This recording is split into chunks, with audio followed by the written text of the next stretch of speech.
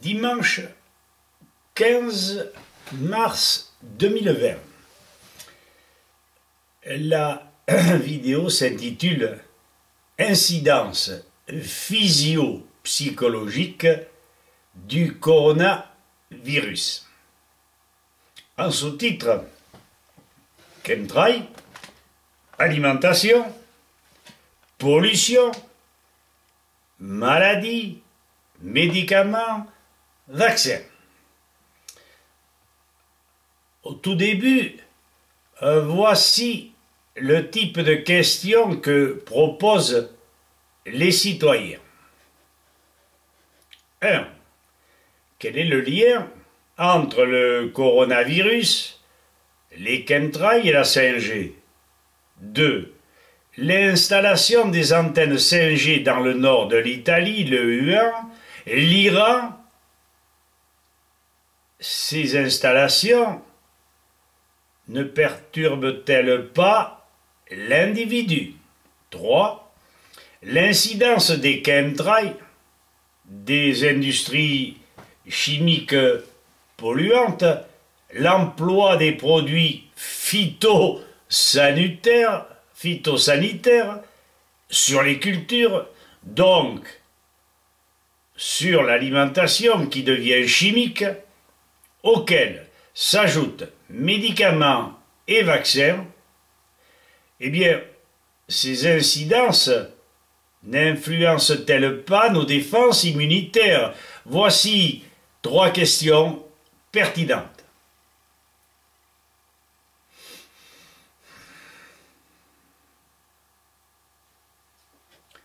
Empoisonnement et maladies atypiques sur notre France.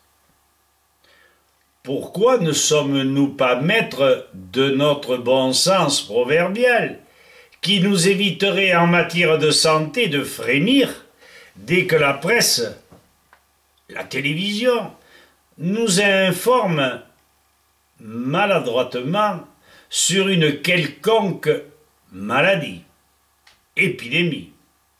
Notre état général est lié aux règles de la nature qui ne supportent aucun produit de synthèse, métaux lourds, polluants divers, jusqu'aux fréquences hertziennes impactant nos défenses immunitaires. Voici un aperçu de ce que nous subissons. Alors, les chemtrails. D'après les recherches approfondies sur ce sujet de Jacques Dédier du 05, en liaison avec le laboratoire Analytica, dont le chercheur Bernard Téliès, docteur en chimie, ces 2 individus s'aperçurent que la nature et les bêtes, même sauvages, subissaient les assauts répétés des chemtrails largués dans l'atmosphère par les avions.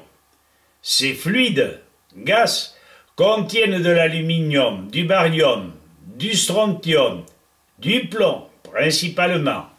On retrouve ces divers composés sur les herbes qui sont et qui deviennent empoisonnés, sur les arbres agressés par des lichens orangés nés de cette pollution qui, s'accumulant sur les troncs, et je le souligne, empêche l'oxygénation, puis la mort de l'arbre.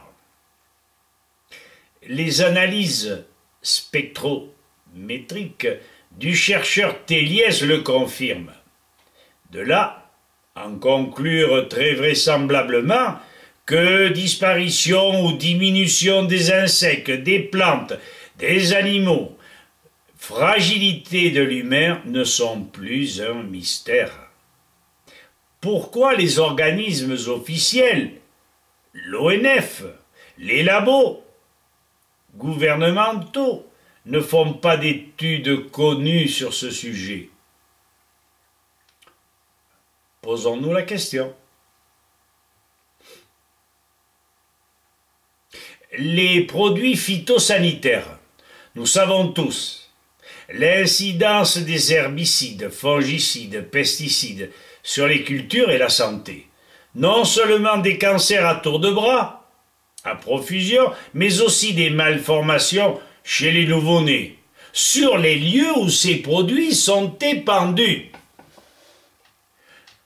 Combien de fois faudra-t-il répéter que l'agriculture n'est pas une industrie, mais de sages rééquilibrages des sols par récupération de toute matière fermentescible, méthodiquement recyclée par compostage.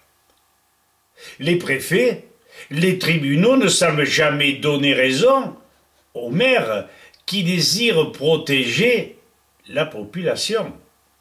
Qu'en pensez-vous, citoyens?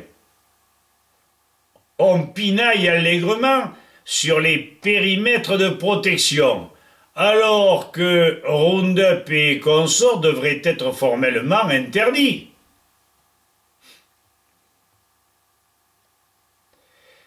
Influence, incidence de la 5G sur la vie de chacun.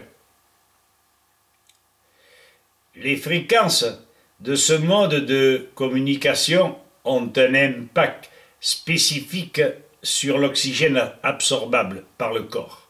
Dès que ces fréquences sont atteintes, elles déstabilisent les électrons autour de l'oxygène et la répercussion sur l'organisme et notre survie. L'hémoglobine est incapable d'assimiler l'oxygène et le redistribuer. Voilà l'incidence. À notre humble avis, la transmission de ce corona ne se fait pas par contagion d'individu à individu. Les recherches des professeurs Tissot, naguère, plus récemment le professeur Louis-Claude Vincent, montrent que la contagion s'effectue par les aliments ingérés.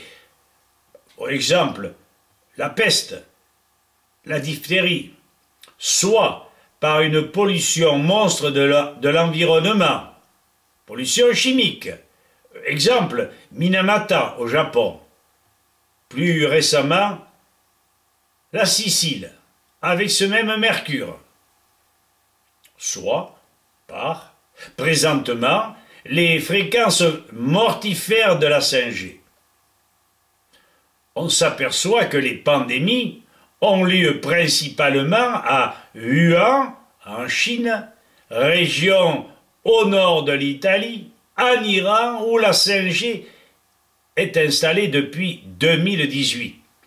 L'élément primordial semble être la fréquence de 60 GHz, ayant un impact spécifique sur l'oxygène.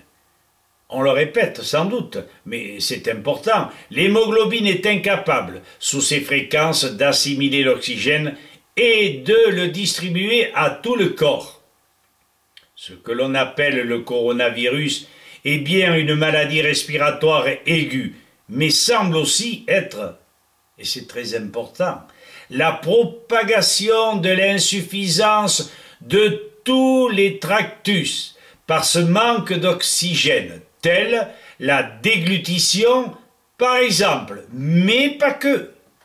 Nous terminons en rappelant aux auteurs de vidéos sur le sujet que toute vaccination entraîne la perte des défenses immunitaires et plus encore dirige le corps sur des terrains basiques et oxydés où règnent les virus et les cancers. En outre, notre ami le professeur Jean-Bernard Fourtillan, expert agrégé en pharmacocinétique, a largement démontré le caractère mortifère des adjuvants, tels l'aluminium et le mercure, interdits d'ailleurs depuis plus de 10 ans par l'OMS et la FED, mais pas que. Ainsi, ne nous étonnons plus.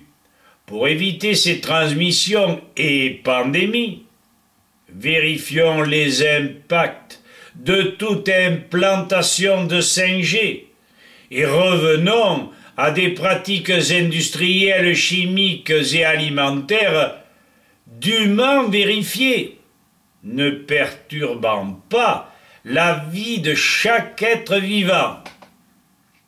Notre téléphone 04 92 67 05 48. Nos médecins, biologistes, pharmaciens se joignent à nous. Nous ne baisserons jamais les bras. Nous ne voulons pas mourir en héros, mais nous ne voulons pas non plus mourir en zéro. Alors que des gens s'ingénient à nous faire taire et à nous faire prendre des vessies pour des lanternes. Merci à tous. Au revoir.